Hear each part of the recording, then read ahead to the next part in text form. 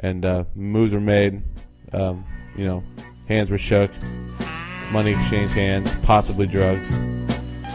But it was all good. It was all in the name of fantasy football. Ladies and gentlemen, welcome to the Dynasty. Like I said, we all see things differently. Put it on his shirt. I just drank what tasted like a root beer, but now I'm feeling kind of tipsy. Ride that unicorn, my friend. I was really going to do an awful Mexican accent, but I realized how mad I'd be at someone else for doing that. So, hi. We all are very intrigued and very interested in what will happen this year.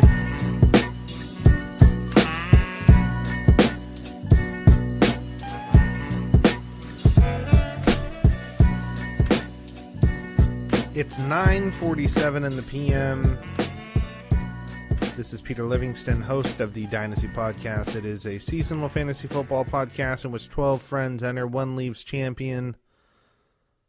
If somebody wants to be champion, we are officially at the midway point of the season. We got a lot of stuff to talk about. A lot of interesting things have happened this past week, as they have in most fantasy football weeks. But this one especially, because being midway through the season, we should have a good understanding of where we are as a league. But truth be told, we are just as confused as ever. We're going to be going through quite a few different things today. We have our typical news and notes. We're going to recap Week 7, which was another, I guess you would say, another down week in fantasy football. This is probably the worst fantasy football season that we've had in I don't even know how long. What I'd really like to do, I didn't do all the research as of yet, but I'm really curious to see what the stat lines are like for some of these positions, specifically wide receiver at this point in the fantasy football season, past through Week 7. Extremely, extremely low.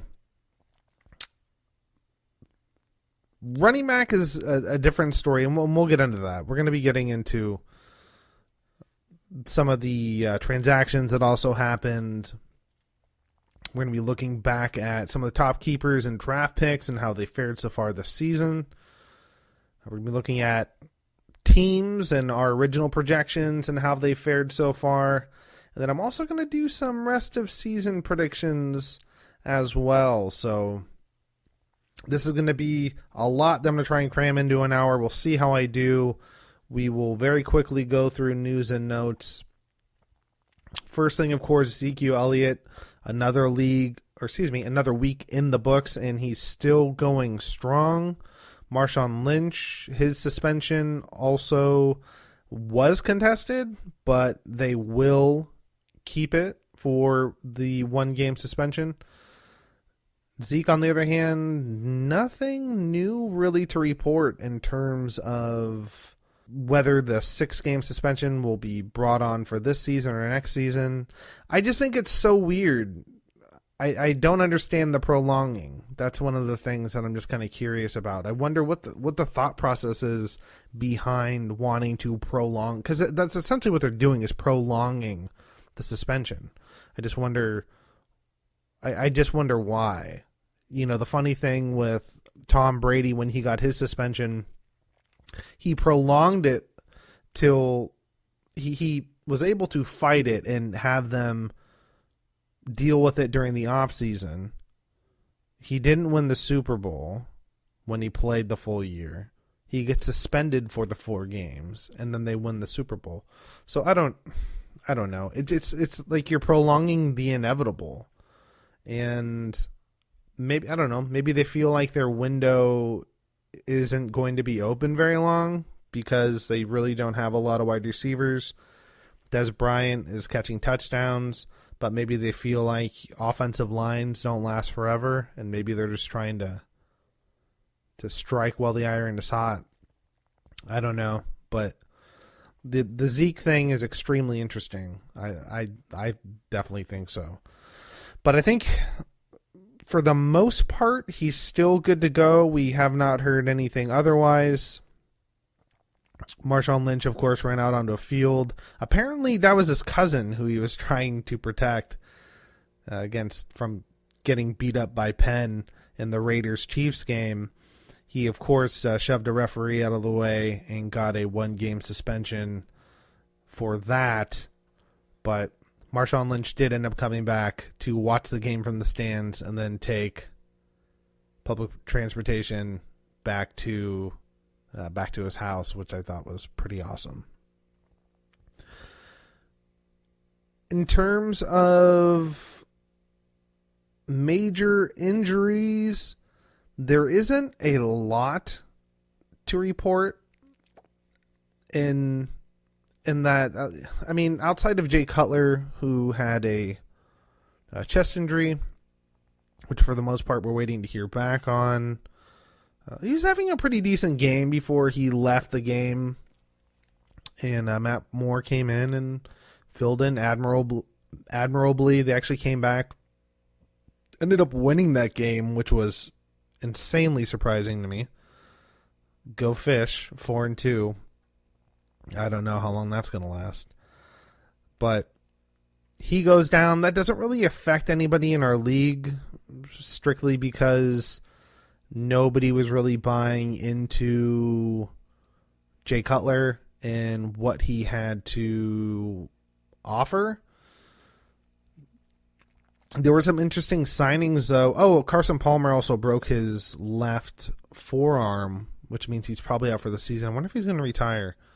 The thing that sucks is that, I mean, if you are a Larry Fitzgerald owner, this would suck. That would be Tim.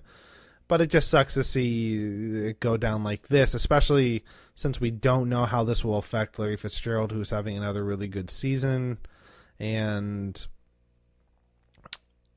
they always said that they would be linked together and that if one left, the other would follow. I kind of wonder if Carson Palmer...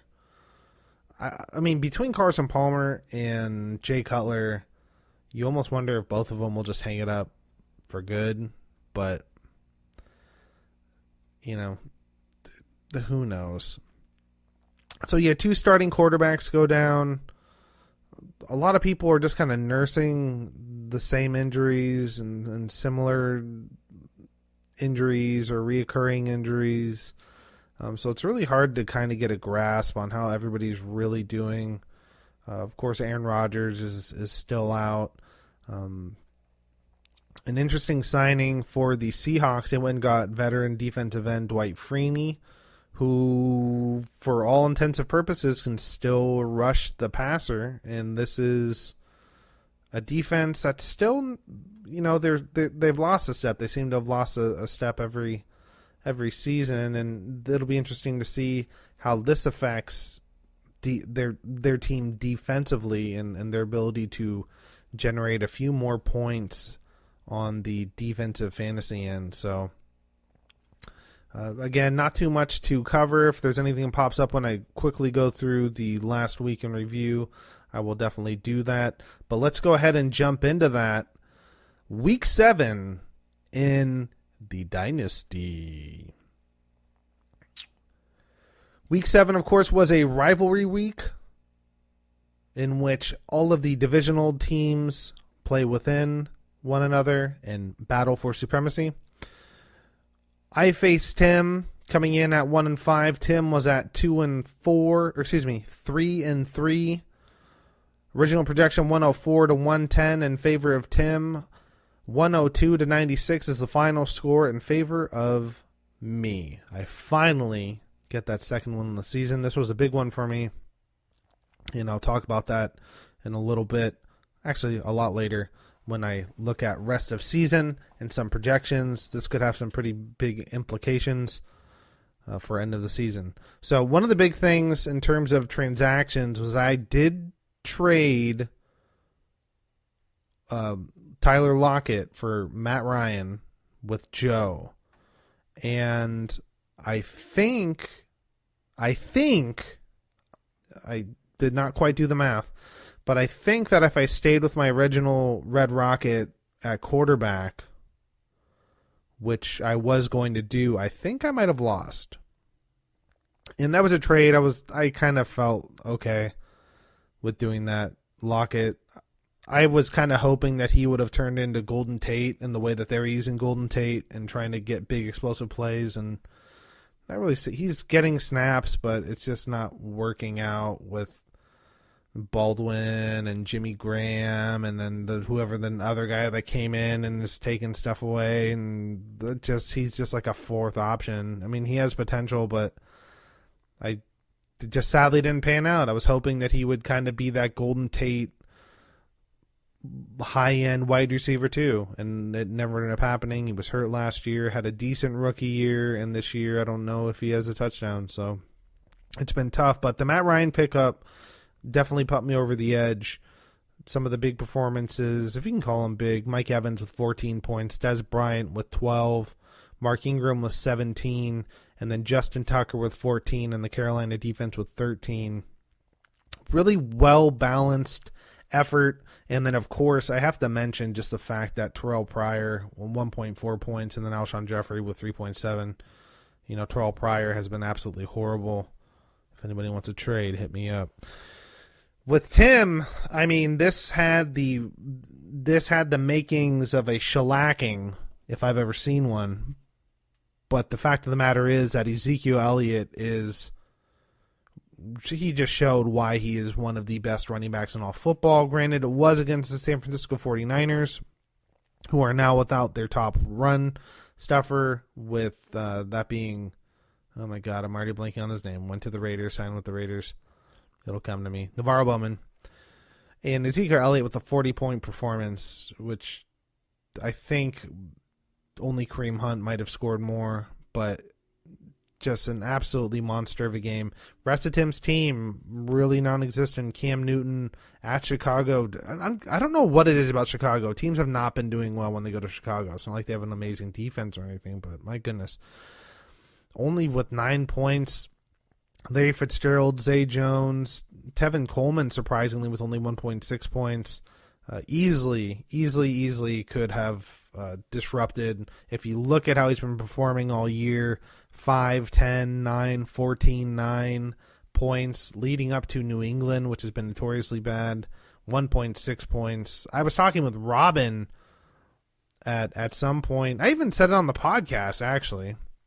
I was talking about how I felt really uneasy about this. The touchdown late by Matt Ryan, of course, the garbage time stuff helped, but this was a trap game, and it was the one thing that I feared, and it was the New England get-right game. And, you know, I think, I don't know what's going on in Atlanta. I mean, I do know what's going on. I mean, Matt Ryan is a serviceable quarterback, but I don't know if he'll quite be elite. He's going to be a top 12 guy, of course, but he's definitely not going to be Aaron Rodgers. So it was a big time trap game, and Tim had an opportunity to come back. I was half joking that Ezekiel Elliott would take him to victory, and he almost did. Looking at the benches, Curse had another touchdown, and Alvin Kamara for me had a solid 100 all-purpose yard game, and I think for the perceivable future, I might just have to start him in the flex spot until Terrell Pryor can show me otherwise. So, I go to 2-5. Tim falls to 3-4. Let's move to Nate Silver Seth versus the Teabaggers. Elliott was 3-3. Tahir was 3-3. 98-95 was the projection in favor of Elliott. The final score was 108-72. Our commissioner moves to 4-3 with the victory. Tahir falls to 4-3 with the victory. And Elliott was very, very happy after this game. Kirk Cousins doing the majority of the damage with 25 points. Jarvis Landry with 15. Which Philadelphia kicker is this? Jake Elliott he's had a really good year. 13 points. The Tennessee defense with 12. And then Chris Thompson with a 13-point performance. Tahir, had another good game out of Tyreek Hill, 20 points. Phillip Rivers, 15 points. He's done really well against Denver. I mean, he could have had a bigger game, 2 passing touchdowns, 183 yards. He's done really well against Denver. It was just game flow. They were up 21-0, and they knew that I didn't have to risk it. So, but had a really good game. Marshawn Lynch didn't help him at all, getting suspended. Only 9 rushing yards. Randall Cobb also with 1 point. Travis Kelce did okay. 9 points. He had one receiving touchdown and 33 yards. But Elliott's team, just a little bit better performance all around. And then we look at the benches, and not much to report there. We have James White had 10 points, and Tyreek Cohn with 7. Majority of it going on a single play against Carolina. He caught a pass over the middle for 70 yards. Next game, we had the Golden Tate Warriors against a team has no name. Matty Hughes against Pat. 3-3 against 1-5. 96-78 was the projection in favor of Matt. 91-76. Matt takes down Pat to move to 4-3 in division. Pat falls to 1-6. Tom Brady, very pedestrian game. 18 points. 2 passing touchdowns, 250 yards. But somebody finally decided to show up this week, and it was Amari Cooper with 33 yards, 210 yards receiving with 2 touchdowns. What a performance, I must say. And then in terms of Pat's team, really it was his tight end, or he had started 2 tight ends, but Delaney Walker, who I think has a leg injury, ankle with the bone bruise. That's got hurt. Had 4.3 points. Evan Ingram with 12 points. And then Harrison Butker, the Kansas City kicker, with 14 points. Looking at the benches, nothing too significant to report there. Like I said, Matt goes to 4-3. 1-6 for Pat. The next game it wasn't the handle against Bake Brie. 92-87 was the projection in favor of Marcos. The final score was 92.6 to 95.12. The upset going to Brienne, the lady of the league. Baked Brie takes down Marcos, 95-92.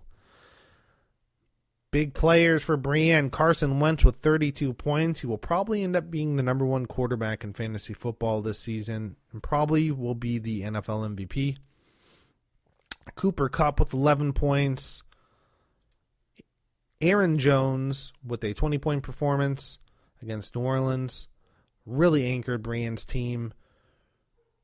And then Marcos with an interesting game from Marcus Mariota, who doesn't quite look right after that injury. What a weird year it's been for him. Only 9 points. No turnovers, though. Brandon Cooks with 12.5. Doug Baldwin with another amazing game, 15.2 points. Zach Ertz, 14.9. How I wish I had Zach Ertz still. So sad. So sad. And then Greg Zuerlein, the Rams kicker, with 17 points. Pretty good job.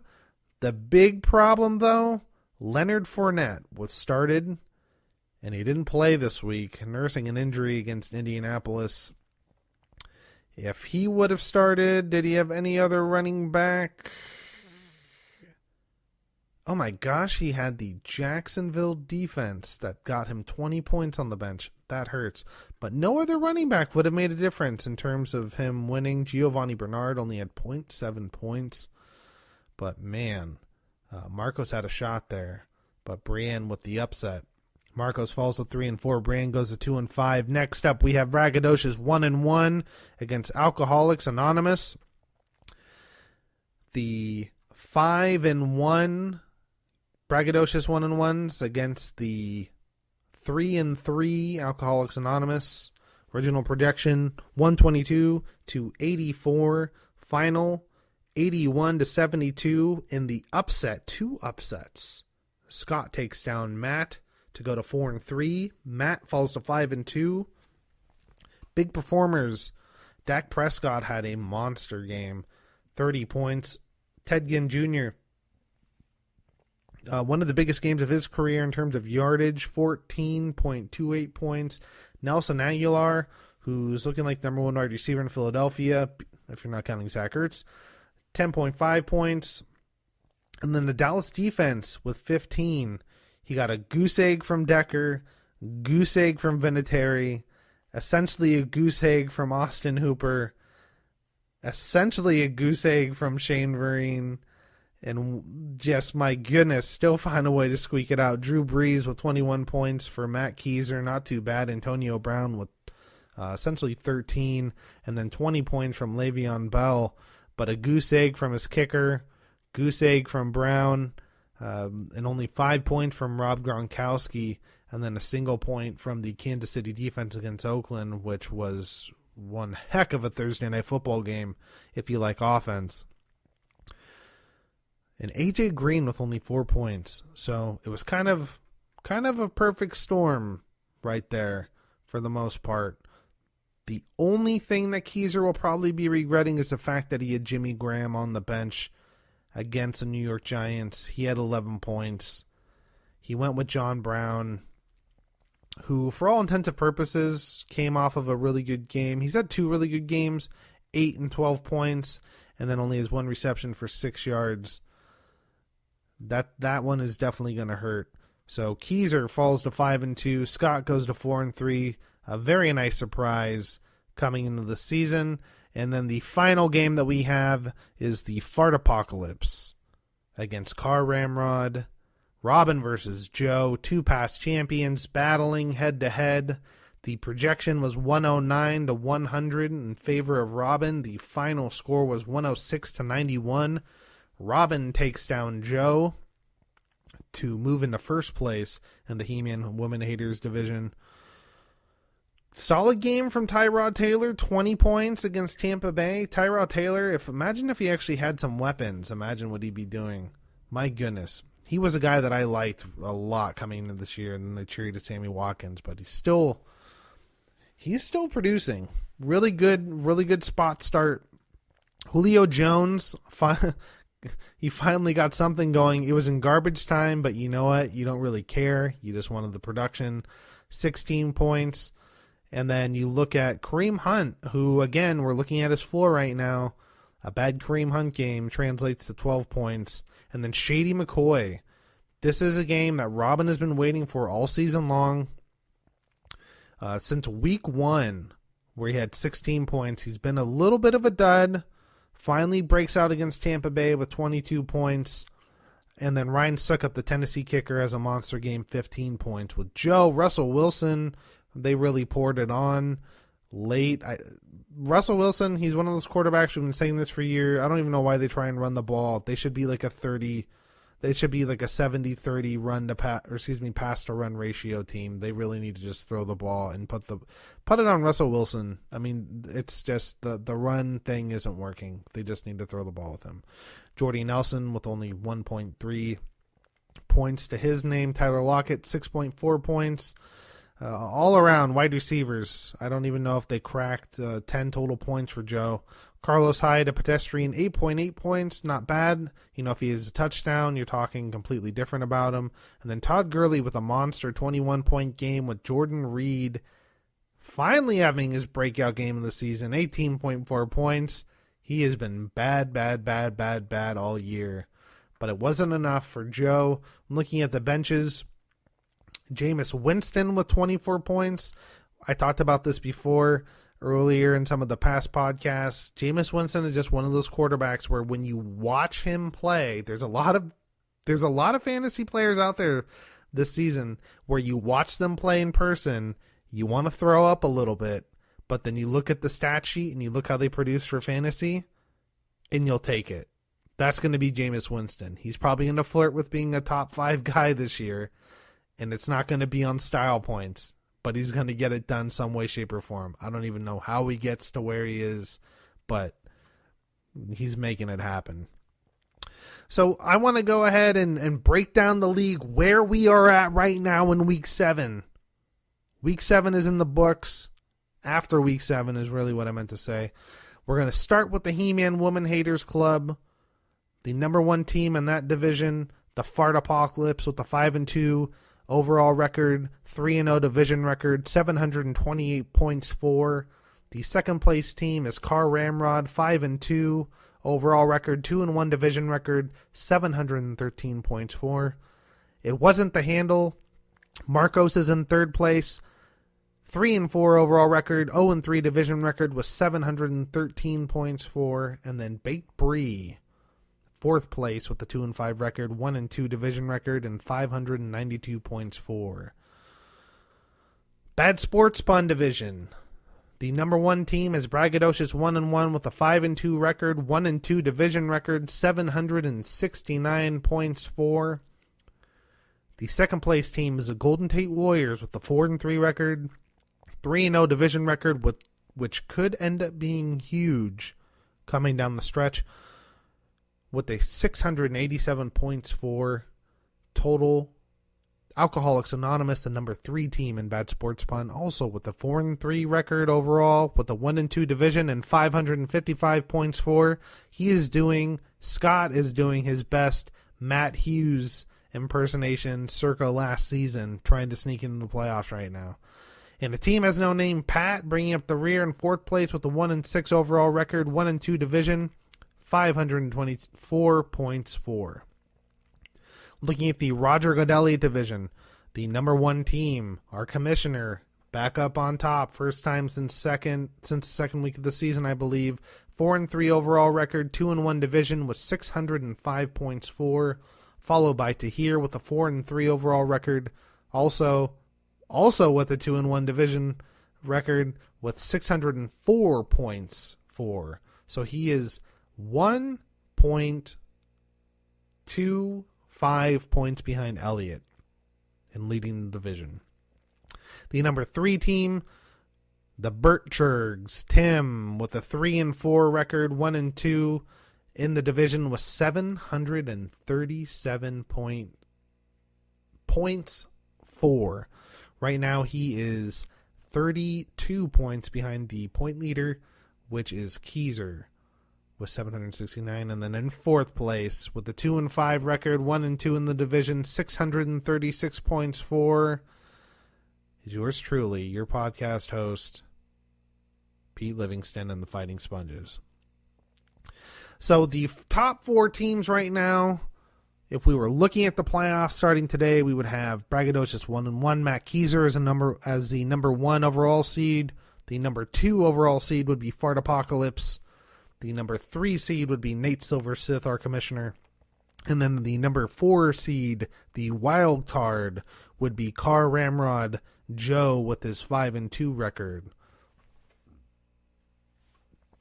Pretty crazy how compact this league is at this point in time. And we've been talking a lot about this in Slack.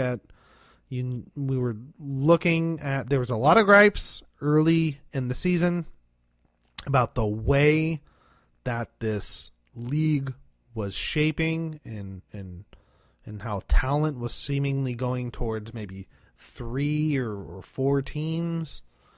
And what we're seeing now is an insanely tight race at this point in time. Do I think it continues? No. I think we're going to see more and more teams kind of fall off. I think a lot of this is kind of based around a fast start for a couple of teams, and then it'll possibly, my prediction, fall off, and we'll kind of see a couple people rise to the top. But before we get into the rest of the season, I wanted to go ahead and look at a couple trades that took place just this past week. We had the Matt Ryan and Tyler Lockett straight up trade, in which we talked about. Joe in need of a wide receiver. I needed a quarterback.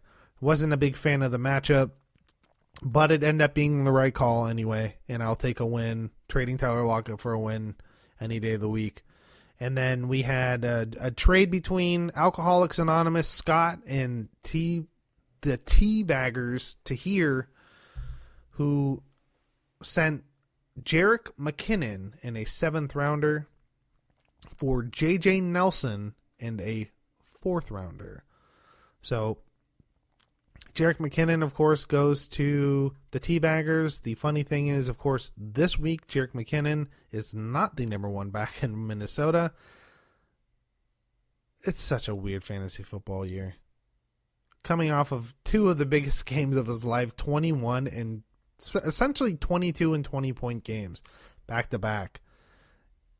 He then loses out to Latavius Murray, who has 100-plus yards and a touchdown, and I don't know. Fantasy football. And then there was a trade that also happened today between Braggadocious 1-1 and a team has no name, Pat, in which a 12th rounder was sent from Braggadocious 1-1 to Pat for Allen Robinson and an 8th. Or excuse me, Allen Robinson and an 8th was sent to Pat, and a 12th round pick was sent to Keizer. So, waiver wire. Trade predictions. We're starting to talk trades. One already happened. This week, we were kind of saying in terms of what we think could be coming down the turnpike.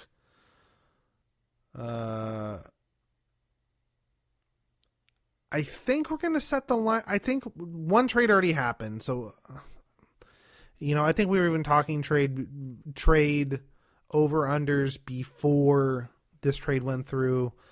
But I think we were saying 1.5. Do I think another one happens this week?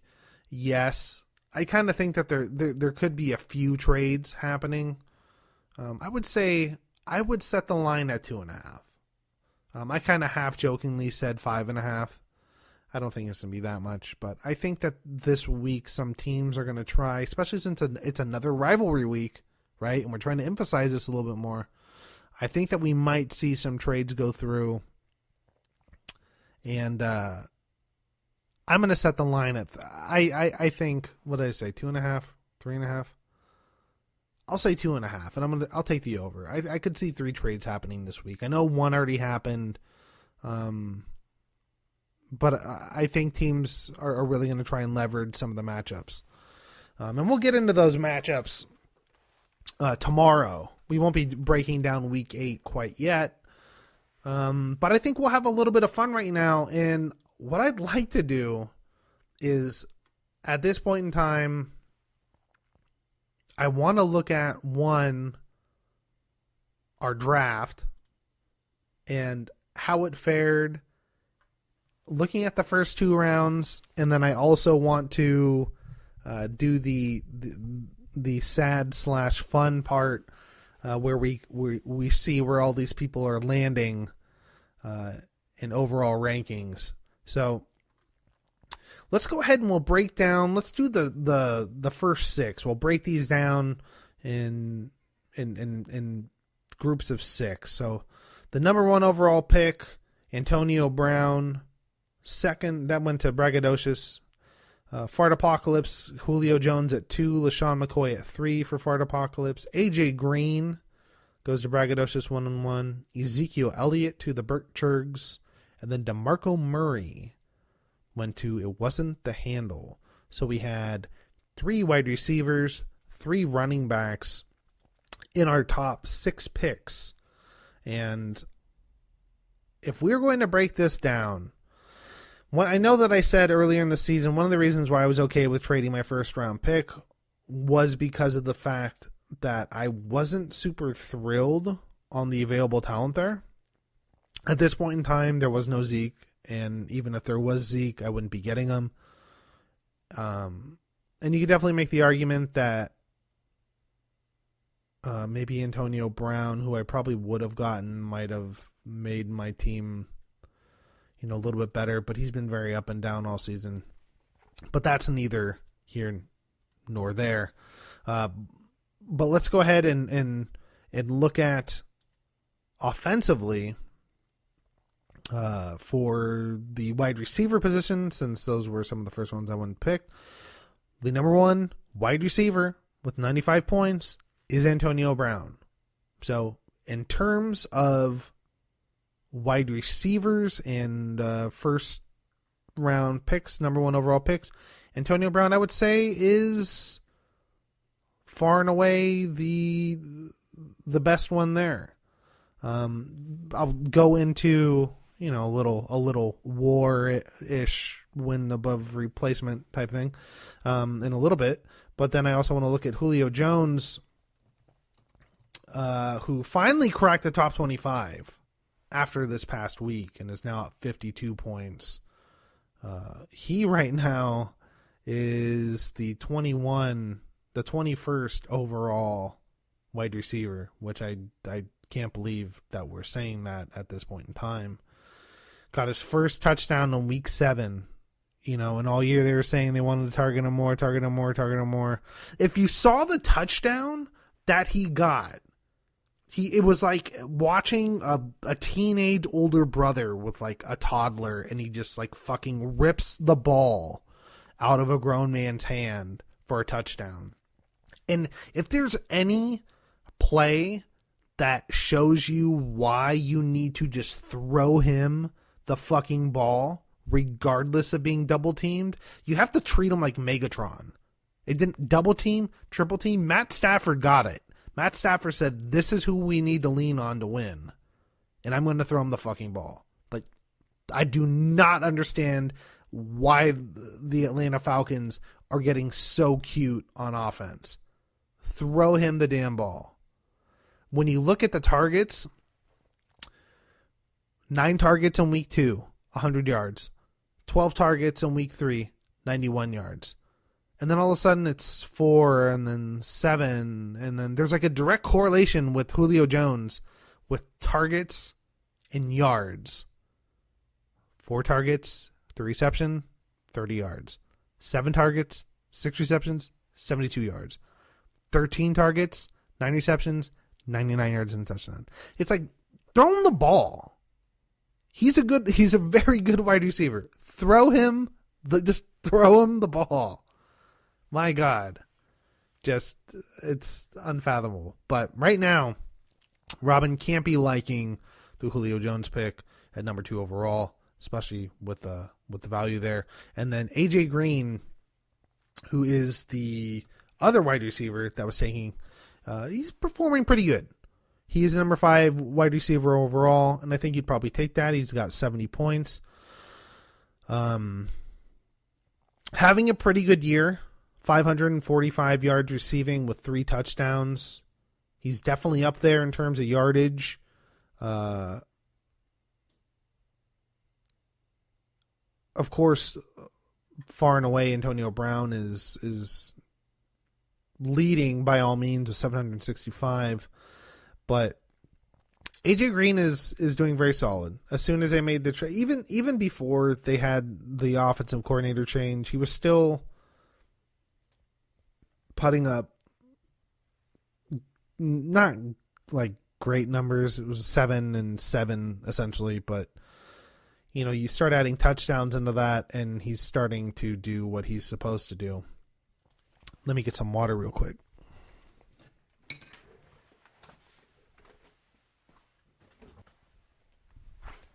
Have to keep the throat hydrated. Keep it lubricated, as they say. Oh, man. All right. Okay. So, that's how the top 3 wide receivers that were picked. When we're going to look at running backs right now, excuse me. Looking at the first running back that was taken in our draft, it was LaShawn McCoy. And that was by Robin.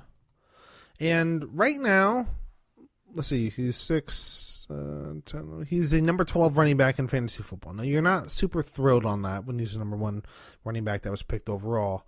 But you have to like that he finally got going this past week. And that kind of catapulted him into that top 12 running back category. Looking at him going forward, he has some really, really, really good matchups. Oakland, New York Jets, New Orleans, Chargers, Kansas City, New England, Indy. Like, it's set up for monster season. So that's going to be interesting to watch where he's going forward. But as of right now, if you're taking him number 1 overall, Antonio Brown's number 1 wide receiver right now, having the number 12 running back, you can't be happy.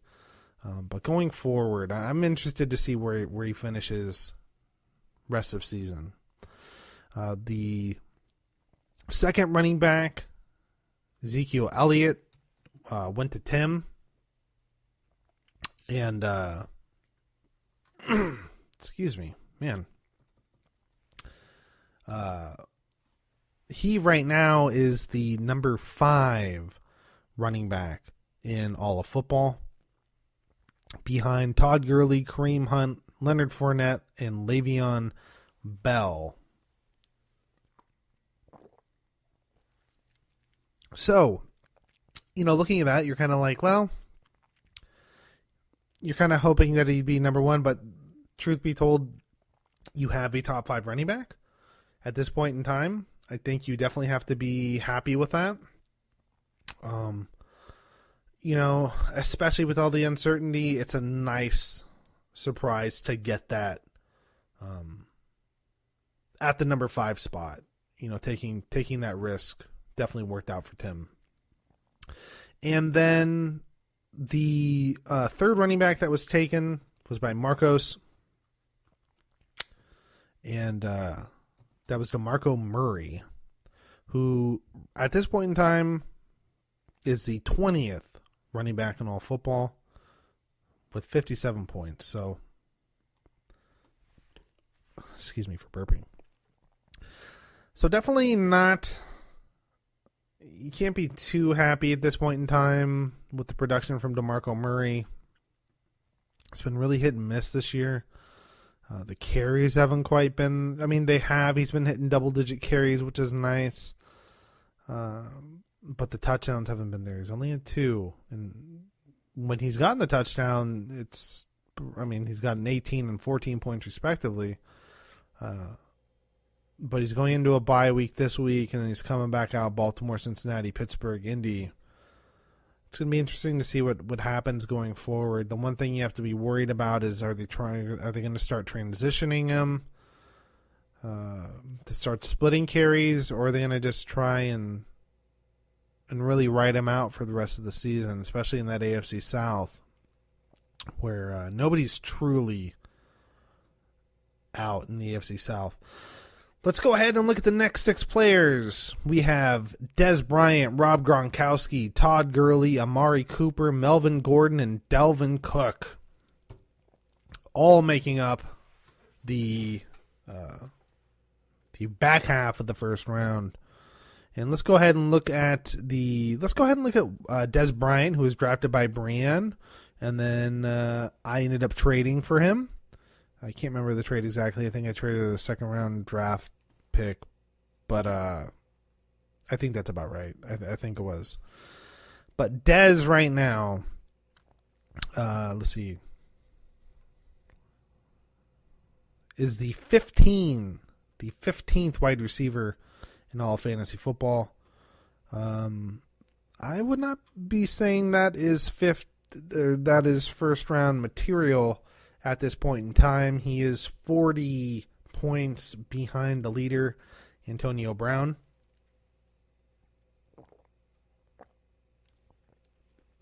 Ooh, excuse me. And then the other positions that we had was Amari Cooper. Not other position, the other wide receiver, who is see, 6, 7, 8, 9, 10.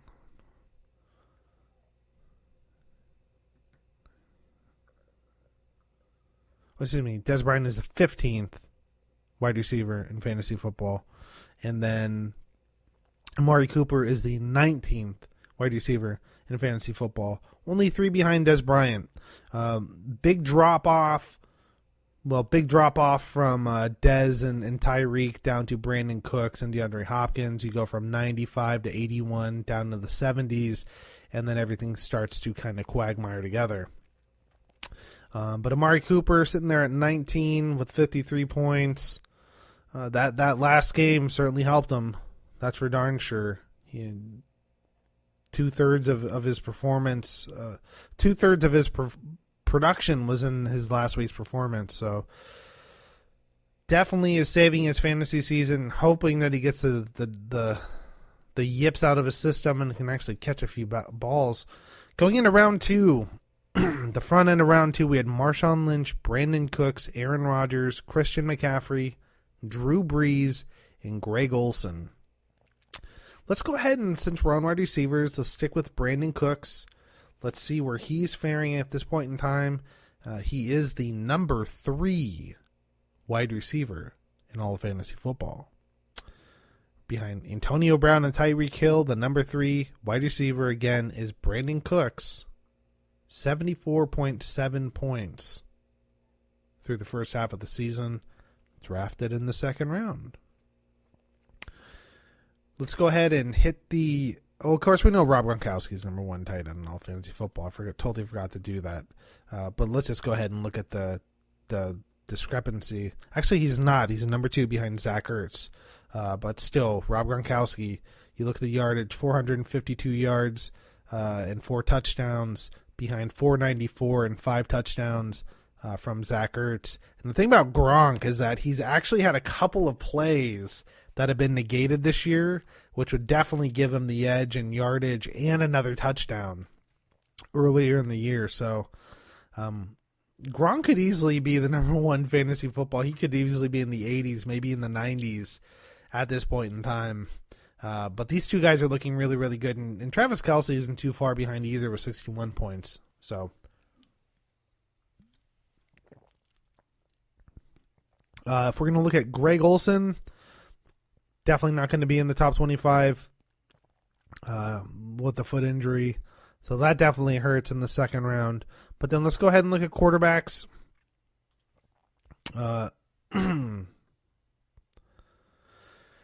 Right now, in terms of quarterbacks that we had in that front half of the second round, we had Aaron Rodgers and Drew Brees all going. And Aaron Rodgers is, even though he's been out and had a bye week, he is the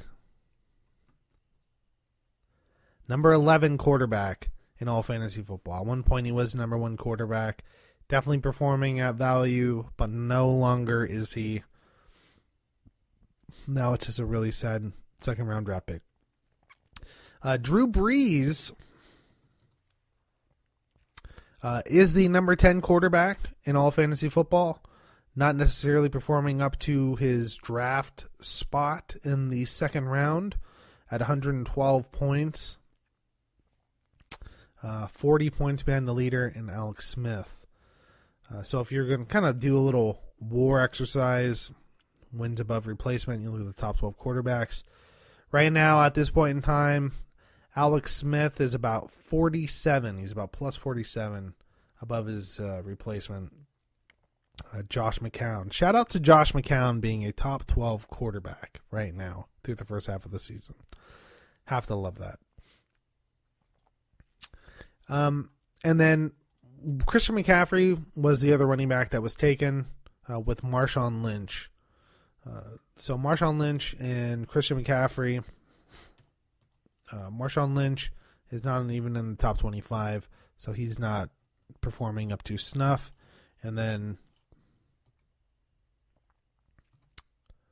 Christian McCaffrey at this point in time is the 3, 4, 6, 9, 12, 17th ranked running back in all fantasy football.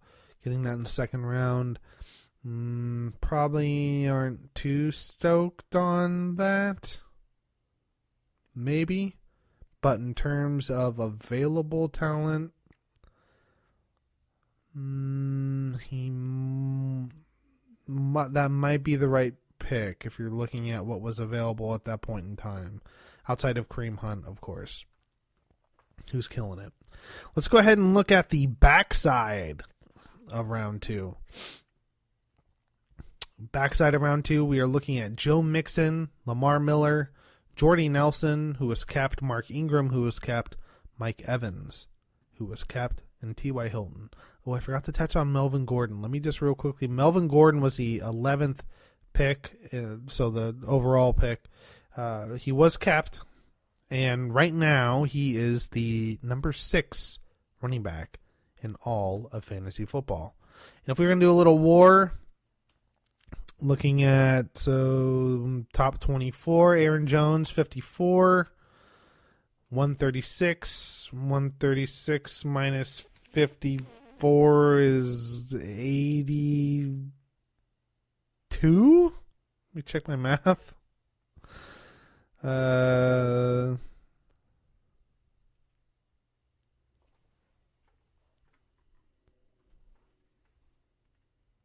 Yeah, 82.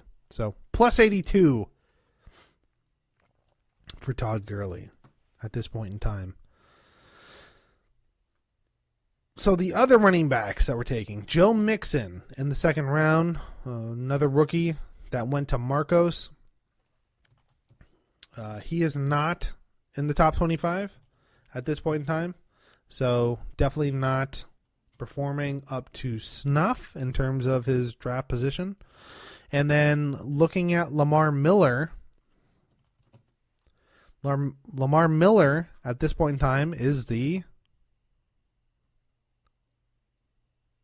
13th ranked running back. And when you look at, in terms of keepers, he has 1, 2, 3, 4, 5, 6 running backs were kept that are ahead of him. And then you look at Shady, who was picked in the first round, and Leonard Fournette, who was picked in the first round. Leonard Fournette was picked in the third round. My God. So, Todd Gurley was in the first round. I was saying Fournette, end of the first, beginning of the second. That's what I was thinking. Not first round. He didn't go in the first round, like I said, third round. Ezekiel. So I guess in terms of available talent, Lamar Miller, that was the right pick, and he's probably performing pretty close. He's almost a top 12 guy, so you have to, I think, be happy about that. And then Mark Ingram, who, thank God, Adrian Peterson finally went away. That's all I have to say. Right now is the 11th running back in fantasy football, and I only see that going up, going forward, because he's getting the touches again, and thank God. Keepers, Jordy Nelson and Mike Evans. Mike Evans is one of the, I think he's like the number 3 wide receiver in all fantasy football. The 6. He's the 6th wide receiver in all fantasy football. Essentially with 70 points, right up there with A.J. Green. And at this point in time, I would definitely take that. And then T.Y. Hilton drafted at the back end of the second round, which was, we were all kind of saying that was a ballsy pick, given the circumstances. He is the 16th wide receiver in all fantasy football. So, wide receiver is so weird this year in certain aspects. Keeper talent and first round talent are all doing very, very well. I will give them that. But you look at like Jordy Nelson, who is having a great year, and then Aaron Rodgers is out. Who knows what's going to happen with him? He's a top 12 guy at this point in time. He was also kept in the second round. So T.Y. Hilton, I don't know if you're stoked on his performance on the back end of the second. But compared to the cluster that has been this season, I guess right now you're feeling it's kind of like a C-.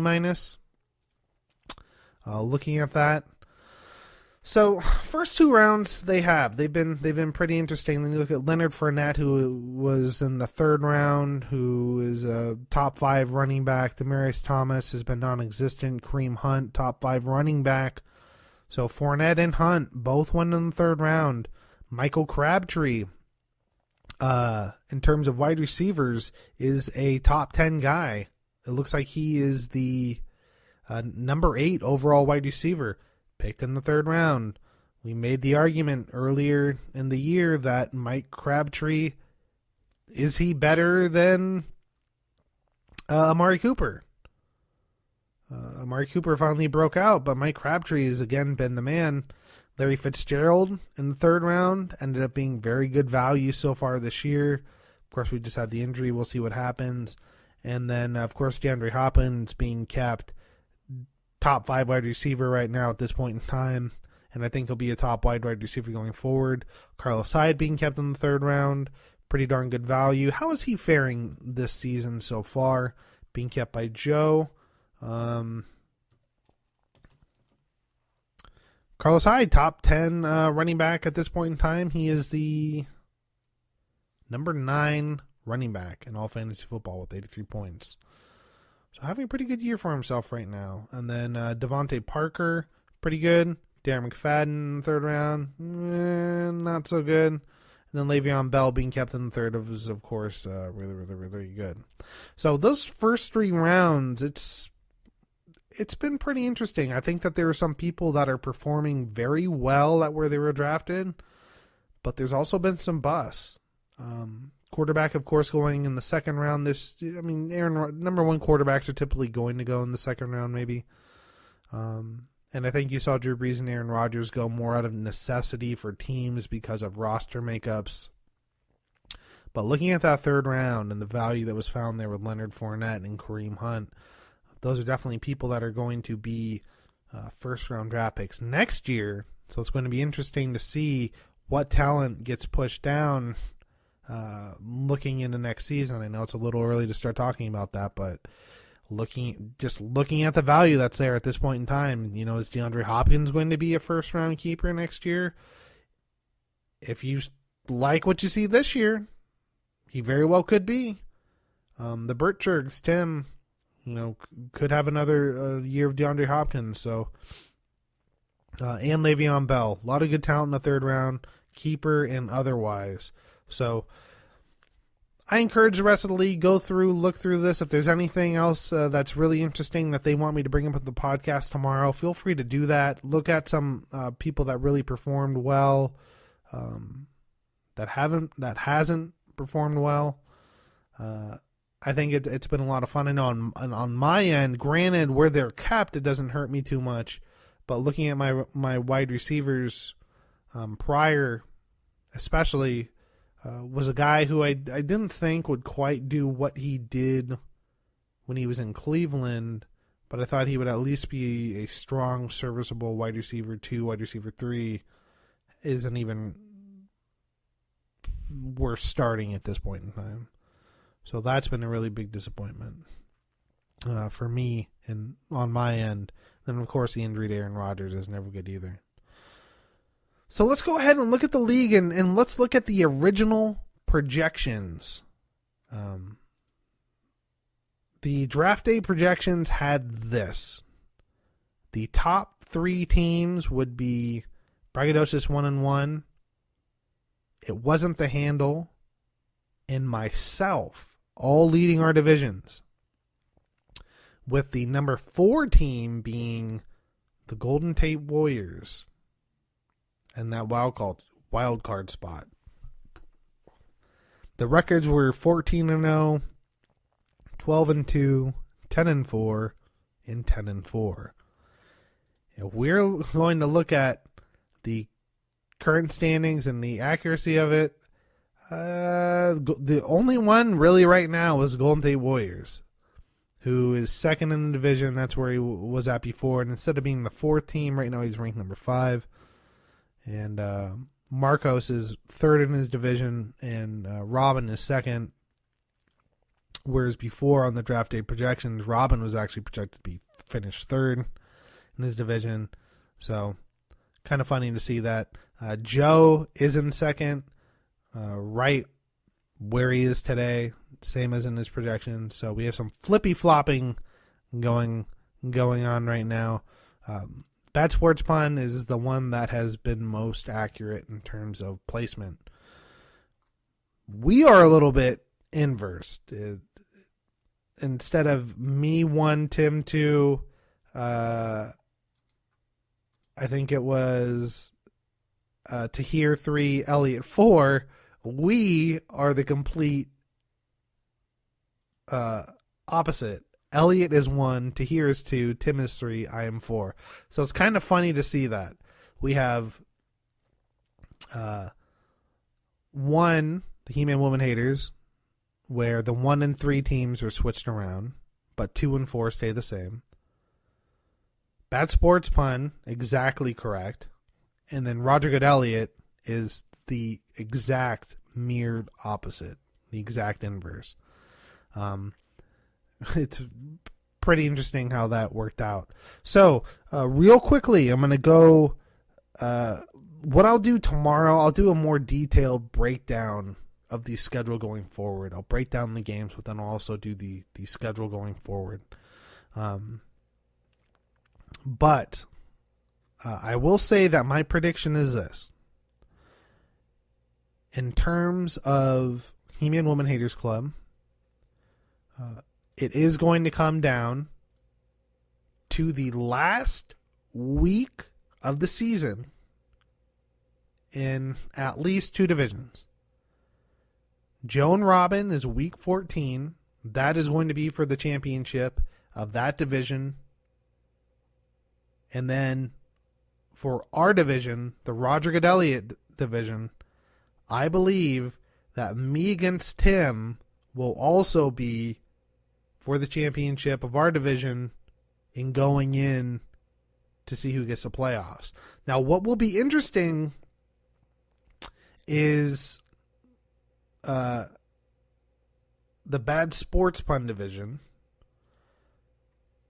because of the thing is that you look at the schedule, you think that that Keezer should roll. He's got Pat, Tahir, Marcos for his next 3 opponents.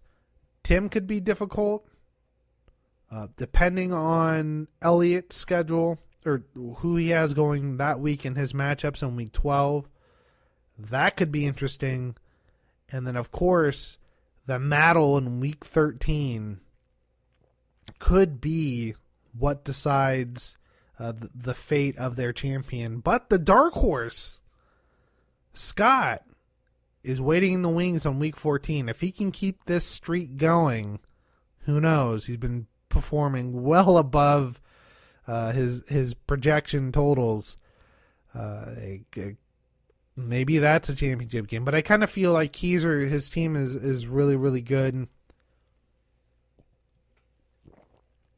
It's going to be difficult to keep pace with that.